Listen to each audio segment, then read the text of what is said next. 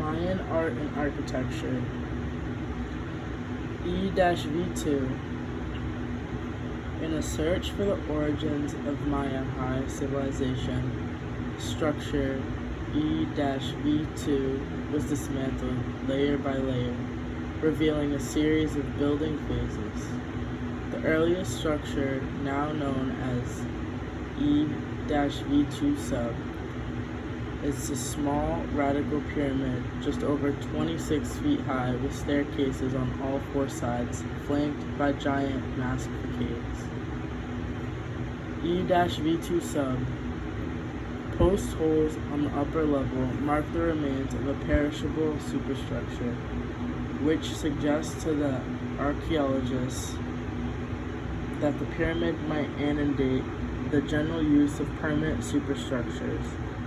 E-V2 sub was a simple observatory. An observatory is a place to trace the complex motions of the sun, the stars, and the planets in order to observe, calculate, and record this information in their chronicles or codices. Codices is an ancient manuscript text in book form. From a point on the eastern stairs, the lines of sight that can be drawn to the three facing pyramids mark the lines of sunrise on the days of the solstices and equinoxes.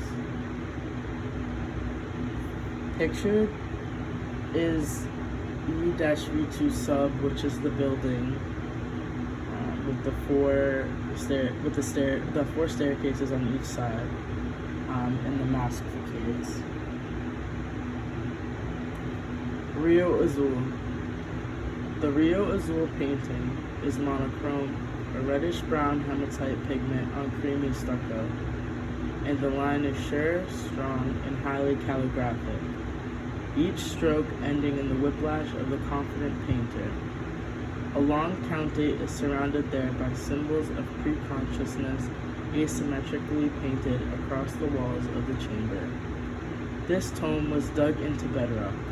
The deceased would have been laid with his head at the text and his body just within the liminal, watery world that the Maya perceived as the entrance to the afterlife.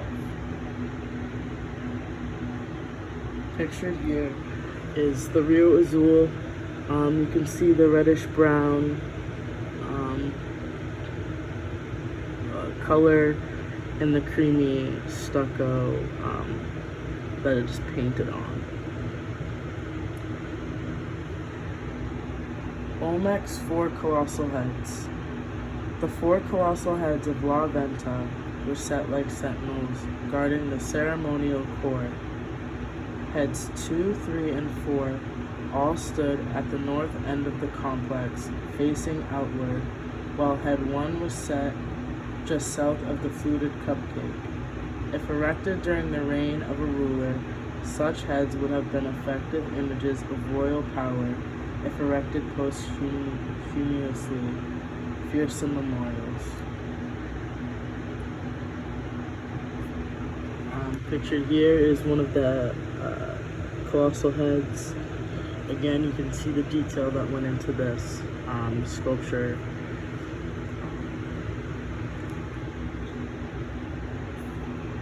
Altar 4.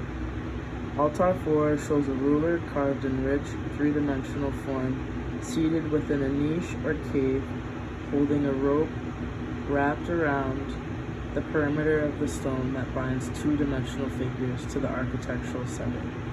Such monuments almost certainly serve as thrones. The surface of the monument is carved with a jaguar pelt and a royal cushion on the seat of power. Pictured here is Altar 5. You can see that it kind of looks like a place where people could sit. It looks pretty tall-ish, but again, you can see the detail with the person in the middle, and then you can see the detail on the top, which kind of looks like a face, and the lines and everything. Altar 5. What? The representation may reflect a concern with legitimate dissent, and perhaps the ruler is displaying an heir, as in some Mayan paintings and carvings. The subsidiary figures on the sides of altar 5 represent adults who hold rambunctious Olmec supernatural children.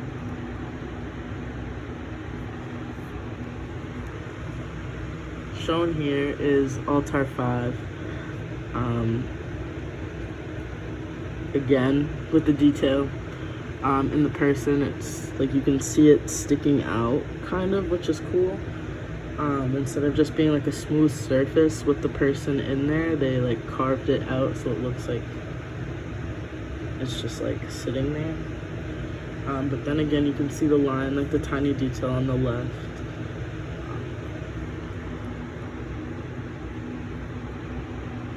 So I decided to compare Mayan art with Olmec art. Olmec art, I believe, came before Mayan art, and Mayan art kind of took off to become similar to Olmec, like took ideas from that, because they are very similar. So when looking at Olmec sculptures compared to Mayan art and architecture, I noticed a lot of similarities. With both art, they tend to have a lot of sculptures and buildings with important meanings behind everything. In the Mayan art and architecture, the E-V2 sub structure was built a certain way, so from a point on the eastern stairs, the lines of sight can be drawn to the 3 facing pyramids, which mark the lines of sunrise on the days solstices and equinoxes happen. And even with the tombs I talked about earlier in this PowerPoint, they would intricately put the deceased a certain way.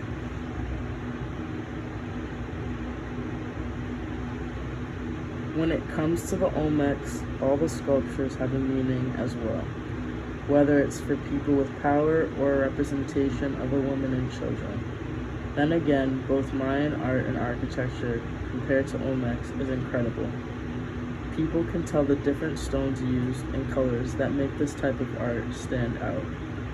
There is a lot of effort and work that went into these sculptures, as you can see. From the work the people put into these to the tiny detail in design. It's crazy to see pictures of this art from a long time ago and to read about all the meanings behind everything.